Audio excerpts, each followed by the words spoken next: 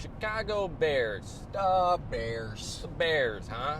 Let's talk about them here for a second. What a franchise. I don't know if you call it a rebuild, okay?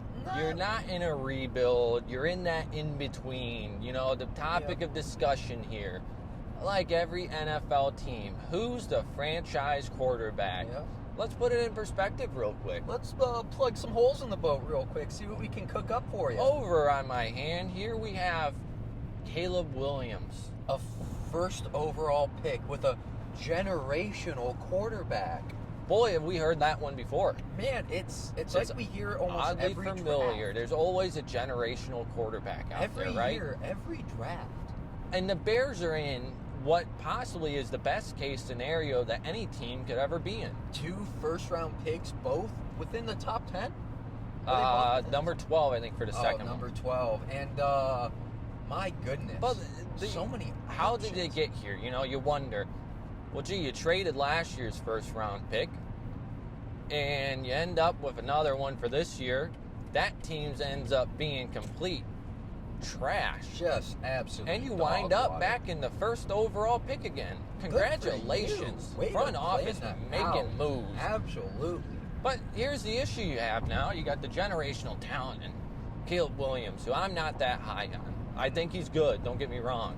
I don't think he's a generational talent. I don't think he deserves part ownership of whatever team drafts him. That's for sure. You know, you got Caleb Williams, who already reminds me a little bit of the saga of the Eli Manning days where, hey, I'm not playing for you. You're going to trade me if you draft me. Yeah. You know, we all know what went down back then. We haven't seen that in a while, and here we are again. We're back in that scenario. Very interesting to say the least. Which is crazy to me because the Bears aren't bad enough to say that to. No. Bryce Young should have said that to the Panthers. Okay, Absolutely. That's a team that you don't want to play for. No. You know, the Browns are number 1 overall. Maybe then you say that too because if you're a quarterback, you're probably not developing here. No, It's not going to happen. We're Browns fans. We know this. Not in Cleveland. But if you're Chicago, on the other hand of this, you have Justin Fields. To me, I'm a Justin Fields fan. I don't know. You could also make the argument that the Bears don't develop QBs either. They say that, but Justin Fields has his potential. I think he's held back with the scheme. And he's come out and said this multiple times where they weren't calling the right plays for what he needs to be playing. If you're the Bears in this situation, you have the potential to trade again that number 1 overall pick. Get 2 more first-round picks out of it because we all know teams want Caleb Williams. And we all know who's sitting there if you move down 2 slots in Marvin Harrison. DJ Moore and Marvin Harrison need to be on a team together. Especially with Mooney going into free agency. Mooney's going into free agency. Bring Marvin Harrison in. Make a 4-headed snake with Cole Kmet, Harrison, Moore, and Fields. Don't forget that Fields rushing attack. Ooh, can't So forget then, that. you take that, okay? You take the number 12 pick if it is the number 12. You move that and you sit there and say, all right, let's take the line here. All right, we're going to draft a lineman. Boom. There you go. You're starting to rebuild your line, which is known as a bad line. Yep. Sign another piece in the free agency. Or, hey, Cleveland Browns got some guys that maybe would be willing to trade because we got Jones waiting there. He wants that starting spot. He deserves it. So, you know, you take that. You build your line. That leaves you with one position in need on offense. You're covered on everything else. That's running back. Yep. You know who's a free agent this year that I think would be a perfect fit? Derrick Henry. No. Derrick Henry would be good. Saquon Barkley. Ooh, the Barkman. He already plays in New York, a colder weather team. He knows how to play out in the elements. All right? He knows cold. Take him to Chicago. Put him with Justin Fields. Give me a better duo with Justin Fields running, Saquon Barkley, who can eat it up in the end zone. Big physical running back. Absolutely. All right? Tell me a team that doesn't like that idea, having Justin Fields, Saquon Barkley. You still got Johnson, who's off his second year, who had a decent season, a good backup running back, Cole Kmet, DJ Moore, Marvin Harrison. You get 2 pieces on your line, one a draft because it's an offensive line heavy draft. And you got a defense who came alive in the second half of that season thanks to the trade at the end, which was a great trade. Turned that team around. The only question mark you have is the cornerback room because you're losing one of your cornerbacks in free agency if you don't sign them. Absolutely. Get it done. Get it done, people. Why would you want a QB and I think you have a different take on all this. To me, why would you want a QB who came out and said, I'm not playing for the Bears? Why would you want that guy? Yeah, no, that's kind of disgusting. You know he's not going to give you his best. Like, he's not coming here. He doesn't want to be here. Now, he declared for the draft, which makes us think, right? Either the Bears have already decided they're trading this pick and told Caleb Williams, hey, we're not drafting you, but keep this on the down low that we're trading the pick, even though we all kind of already know. It's either they're taking them and giving them 50% ownership in the team to get them here, or they said, all right, we're going to trade it, declare for the draft, because without you in this draft, this pick isn't worth nearly as much. Mm-hmm. We all know that. If Caleb Williams didn't declare for the draft, it's not that great of a QB draft. I mean, you got Drake May, and you got the guy from LSU. Don't get me wrong. I'm not dogging them. You always got Bo Nix. But Caleb Williams is a shining prospect here. He's the value for that first overall pick. Yep. Without Caleb Williams declaring for the draft, that first pick is only worth another first and maybe a second. You know, no one's really trading up because to them, there's no clear-cut number one guy out there anymore. Mm-hmm. So to me, trade the pick away. It gives you 2 firsts again for next year, which you can go and draft even more great talent. If Justin Fields doesn't work out, you know who's coming in next year's draft class? Quinn Ewers, who also is going to be a top 10 pick next year because he's been great. And I forget the other quarterbacks who are going to be coming next year too. So if you don't pan out this year, Justin Fields doesn't take the next step, you come out next year with 2 first-round picks, you trade up, you're not going to lose anything. You draft yourself Quinn Ewers or whoever else may be up there who has an electric college season, and there you go. Absolutely. So what's your take on it here? My take on this here? Well, obviously you have to trade away the first round pick. You got to be able to just trade down, but the hard part is finding a pick worth it where you can get Marvin Harrison, because I agree, you need Marvin Harrison. You can't go past 3. You can't go past 3. So you got the Patriots or the Commanders. Commanders. So, you know, you trade it away. Maybe get some key pieces with that. Maybe get a few firsts for a few years, get some linemen, draft a lineman. But here's the important thing. There are 2 tackles coming into free agency that I think you should snatch up, right? Okay. I think you get Tyrone Smith or Trent Brown. Okay. Just to you know, put on that line, really cement it, or Connor Williams, the center. Okay. Someone to put on the line, use that 12th overall pick, draft another lineman. Now here's where it gets tricky. I don't think they signed Saquon Barkley. That's my hypothetical. Yeah. That's, to me, the ideal scenario. I think you trade down for picks. Okay. And here, I wanted to go with a take that's very, very different. All right.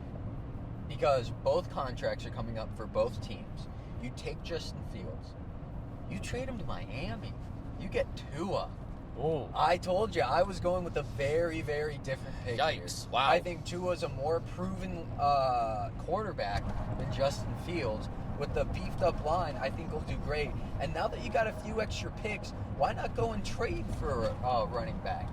I think the best person you can get in this position, and who will probably get traded for a very low draft pick, Alvin Kamara. Yeah. They're in Kamara, salary cap hell in Saints territory. Absolutely. And to take that off the books would be a lot of help for them, especially if it was just a straight-up trade for the picks. I think that helped a lot with them. I think Kamara would be absolutely explosive and play a huge role to help Tua. But I think he'd be an even better, because he's a great receiving elusive back. He is, and he'd pair up extremely well. So are they still taking Marvin Harrison with this pick? Absolutely. When they trade away the first overall pick, they're going to get a lot back for that. You're going to trade down to probably the Commanders, and you're going to get their pick. You get Marvin Harrison. That's just what you do. Now let's say you keep Justin Fields then. All right. I think the best thing you could do is what you said, wait for the draft next year, see what Justin Fields can do, and if it really can't do anything, then you trade him away, and then signing a halfback would be great. But again, I think the best thing you could do, probably sign the offensive lineman off free agency, use that number 12 pick to get an offensive lineman too, and honestly, if he's available in the second, depending on what you get for that first overall pick you trade away, why not get Blake Corum? I think Blake Corum's probably going to fall. I don't think he's going to fall. I don't think he's going to be taken in the first round, really. If he is, it's probably going to be by the Vikings or something. Yeah. But I think he's going to be very available in the second round. And when that happens, you're going to have a pretty good backfield. And then let's see what we can make happen at that point. So my take on Tua. Yeah, I told you I wanted to go with a very different take for this. Have you seen Tua play in the cold? I have seen Tua play in the cold. And, yes, I have. I've seen him play at negative 22 degrees. And you want him on the Chicago Bears? I think Tua in the cold is better than Justin Fields in the hot. I'm not arguing that Tua's not better, but Tua shouldn't be on a team that plays in the cold. But they are building a new stadium here soon. But the problem is that's years down the line, and you're getting into the late 20s for Tua. Yeah. Also, another take on that. Obviously, they're going to be building an offensive line. Yeah, it's a huge part of what they need. Please don't put Tua in an offensive line that gives up a lot of sacks. Oh, I forgot about his head. That's how you end Tua's career, to your take here. I think if he goes to the Bears with a rebuilding offensive line, I think Tua just gets hurt. Yeah. Unfortunately for Tua, I see where you're coming from, but I think there's too many possibilities that it goes so bad. Because especially one, if the offensive line picks don't pan out and they wind up with one of the worst offensive lines and Tua's getting hit and sacked left and right, one more concussion and Tua's practically on borderline. Almost, do you even keep playing? I mean, that's how he was last year. And he kept playing this year, and he wasn't too bad this year. No, he's good. Tua's great, don't get me wrong, but I think the Dolphins are dumb if they do that. Well, I think after Justin Fields' 1,000-yard rushing season, that this year his rushing was clamped down a lot, and they wanted him to be more of a passer of the ball. And I think moving on to somebody who's more of a passer than they are a runner, I think that'd be amazing. And I think even though Tua can run, that's really the route you might want to go. I can see it. I think it's an interesting take. Honestly, depending on how it all shakes out, depending on how it all goes down, Kirk Cousins or Dak? Yeah. If Kirk Cousins or Dak is available. God, don't punish the Bears with Dak. Please don't punish the Bears with Dak. Don't punish Dak with the Bears? No, don't punish the Bears with Dak. And they're both doing well. It's a really good. I would be very happy if one of those two went to the Bears and they used Justin Fields to either beef up their running back room or beef up their line. Ah, man, don't. Whatever you do, don't go Dak. Please don't ever bring Dak anywhere outside of Texas. Let him sit and rot in Texas. No one wants Dak on their team if you're outside the Cowboys fan base. I don't even think the Cowboys want Dak anymore. I don't know. When you're leading the league in you can lead all you want, but then every single time there's an important game or the playoffs and you choke. Hey, come on now. We all know that was a team loss. That's not a team loss. You know what? When the defense...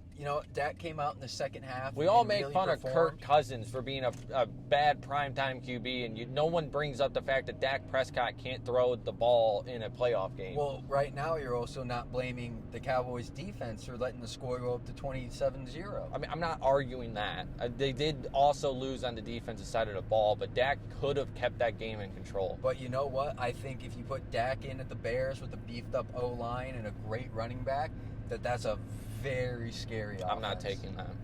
I'm going to disagree with you on this one. I will gladly take it. I will do anything to disagree with Dak Prescott, so it doesn't matter. I'm sorry, I'm a Dak hater. And it's just the fact is, yeah, you can play great regular season ball, man, but if you can't throw the ball in playoffs, you're not an MVP caliber player. I mean, he did throw 4 touchdowns in the second half. That's great. Good for him in garbage time. I mean, the whole second half was kind of garbage. That's what I'm saying. He threw all this in the garbage time. And point being is, I don't agree with your take on anything to do with I told Dak you to I the had Bears. a very hot take. I wanted to go in a very different direction that I haven't seen a lot of people go. And I think these are very comparable moves that would really help the Bears. All I'm saying is, dude, you got to be smoking something today to come up with these takes over here. These are some crazy takes. I'm letting the Zins go to my head. Wow. I was not expecting to hear Tua or Dak be mentioned to the Bears at all. So, I mean, I guess if you want to switch it up and be different, you did it. Absolutely. You know what? Now, let's say it here. Bears, you arguably are in one of your most important seasons in a long, or off seasons in a long time. The decision that's made this off season by the Bears is going to change the course of that franchise for the next couple years to the next decade. You'll either be the same old Bears or you'll be the playoff contending ferocious Bears. This is going to go down in 10 years' time. Every Bears fan and the NFL fans are all going to go, what if the Bears would have done this? Mm-hmm. So either you take Caleb Williams, and in 10 years, you're praised as the smartest move made by a front office in the past decade. Yep. You got the next GOAT of football in Caleb Williams. Congratulations, you made the right move. Or it's going to go, boy, you guys messed up by trading Justin Fields and getting Caleb Williams. So this is going to go one or two ways for you. You're either going to love it or hate it. Obviously, that's how football works. But, man, do your research here. You might got the next Draft Day 2 movie coming out, the sequel, where it's like, he's a generational talent. We got to get him. And then it ends up biting you in the butt. Same old, same old. Same old Bears at the end of the day. But either way, hopefully you make the right move. Love to see you get out of the gutter there and maybe beat Green Bay once in a while. Just once. Just once. You know, I mean, as a Cleveland fan, you hate to see you get dominated by the same team. We were dominated by the Steelers for years, and we know the pain and suffering. So we get you guys a little bit. You thought Aaron Rodgers leaving was the solution to that, but unfortunately it hasn't been. So sorry about your luck. Yeah. But hey, you're in a good position. You're in a great position. It's just how you handle the ball. Don't fumble it, guys. Don't fumble it. Remember, Jordan Love already beat 104 years worth of Bears QB stats in one season, his technical rookie season. Congrats. So, again, the emphasis on this is an important offseason for you has never been heavier, honestly. So, hey, give us your take. Give us your Madden rebuild stats over here. Who you're putting in simulation for him. Let's hear your thoughts and comments down below. Please let us know what you think of our takes. And let us know of any takes you have personally. Please make sure that everyone spams. Dak Prescott should never leave the Cowboys and should rot down there with Jerry Jones. Please spam that in the comments. I'm sorry. Did you hear anything? No, I mean, it's cool. You can panhandle to the audience all you want, but good plans are good plans. It's Dak Prescott, and he's garbage. Don't let Dak go anywhere else. Get into your opinion. I like watching the Cowboys suffer. Dak, stay there. No one else wants you.